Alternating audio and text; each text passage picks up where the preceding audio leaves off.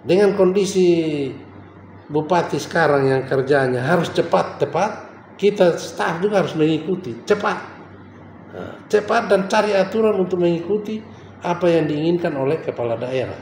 Karena yang namanya WTP itu pertama kali adalah kepatuhan terhadap aturan.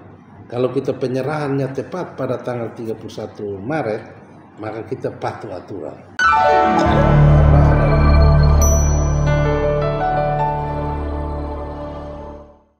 Kabupaten Kupang ini kan kita WTP paling terakhir di tahun 2023 sejak saya masuk ke sini.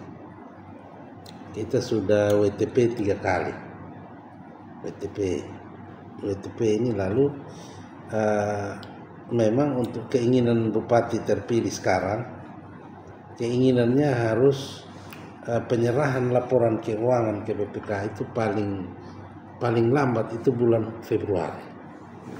Dan itu juga yang dipesan oleh BPK pada saat penyerahan LHP.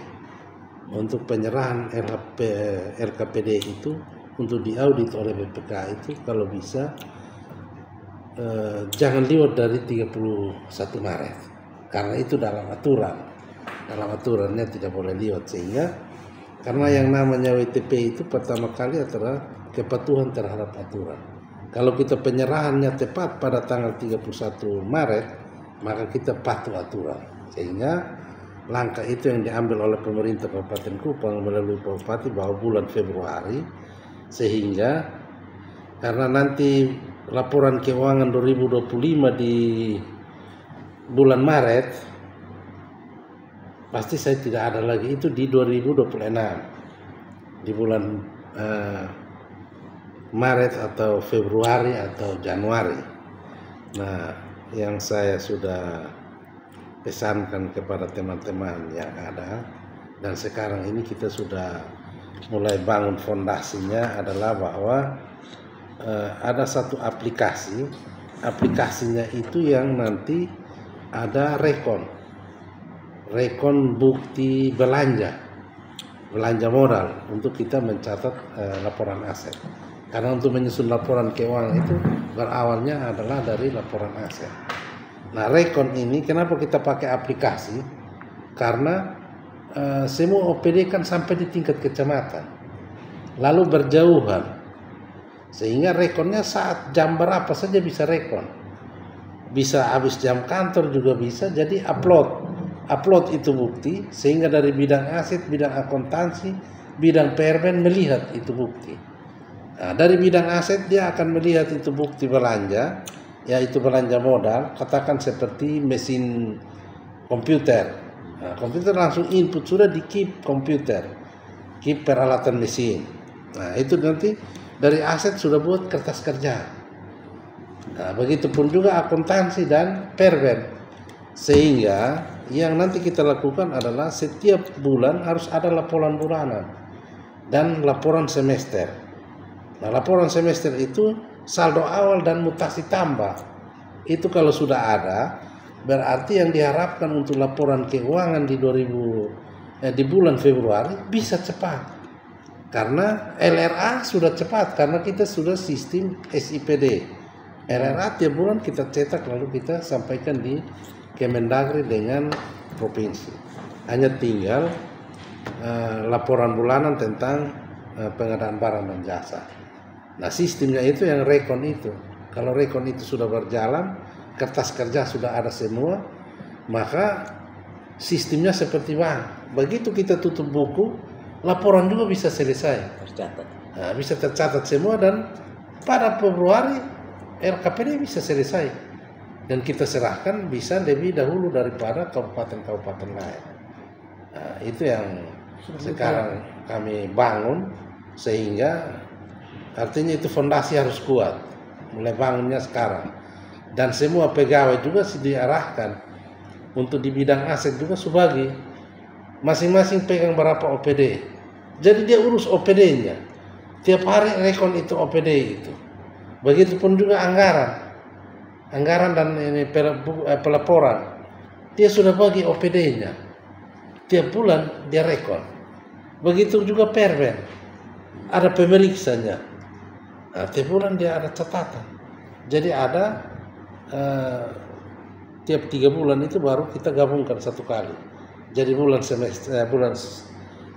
laporan semesteran itu di pertengahan bulan, ya itu kita akan lakukan. Nah, untuk 2025 sekarang kita sudah berpikir laporan keuangan 2025. Nah, maka mulai sekarang mereka ada benahi saldo awal.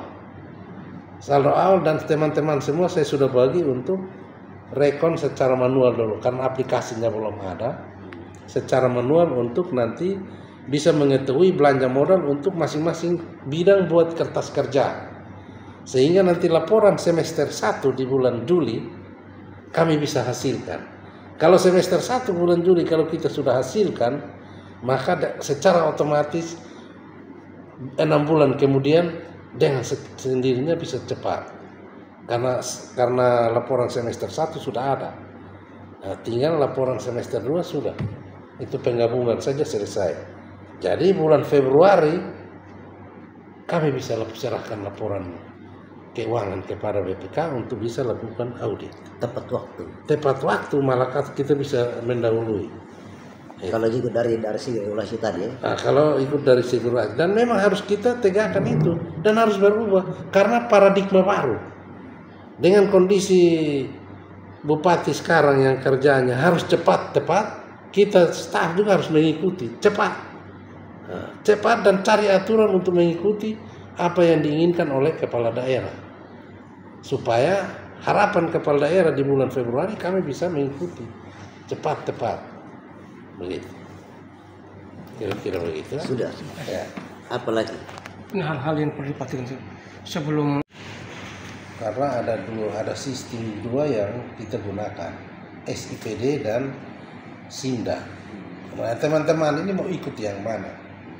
Akhirnya dilema juga. Tapi saat saya masuk itu saya bilang kita ibarat seperti lari. Jadi ada uji lari. Siapa yang dahulu itu yang kita pakai. Makanya ini dua sistem ini kami jalan bersamaan. Sehingga pada finishnya itu SIPD yang berhasil. Oh, SPD, iya. SPD yang baik. Dan SIMDA sebagai data pendukung untuk menghasilkan SIPD itu. Begitu.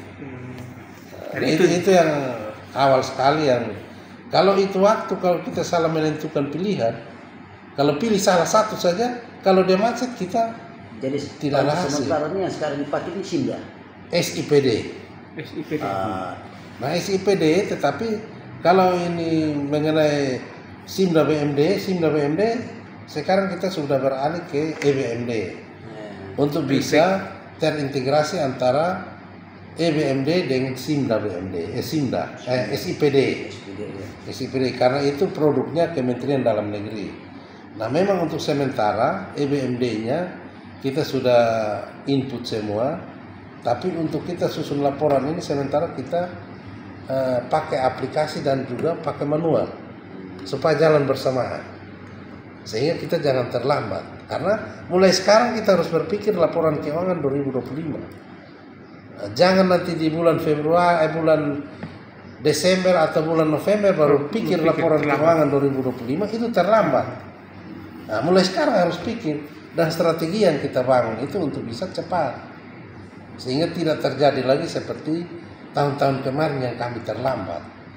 Terlambat di tahun kemarin menjadi pelajaran untuk kita bisa berubah sesuai dengan keinginan kepala daerah. Begitu.